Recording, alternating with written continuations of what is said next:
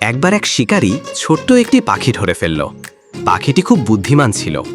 পাখিটি শিকারীর খুব প্রশংসা করতে লাগলো যে, তুমি এত বড় শিকারী, জীবনে অনেক বাঘ মেরেছ, অনেক ভাল্লুক মেরেছ, এই করেছ সেই করেছ।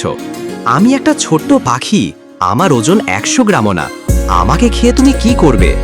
আমাকে খেলে তো তোমার পেটের একটা কোণাও ভরবে না। তার চেয়ে বরং আমাকে ছেড়ে দাও।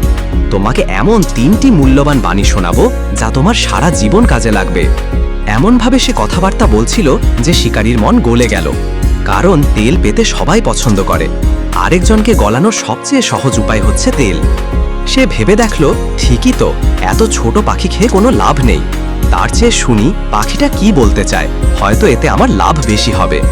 শিকারী রাজি হওয়ায় পাখিটি বলল, আমি প্রথম বাক্যটি বলবো তোমার হাতের ওপর বসে, দ্বিতীয় বাক্যটি বলবো এই গাছের ডালে বসে, তৃতীয় বাক্যটি বলবো গাছের মগ ডালে বসে।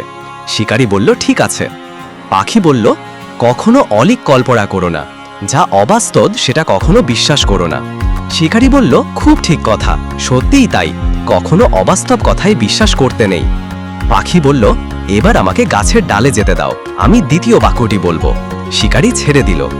গাছের ডালে উঠে পাখি বলল, যা হাতছাড়া হয়ে গেল তা নিয়ে কখনো আফসোস করো না।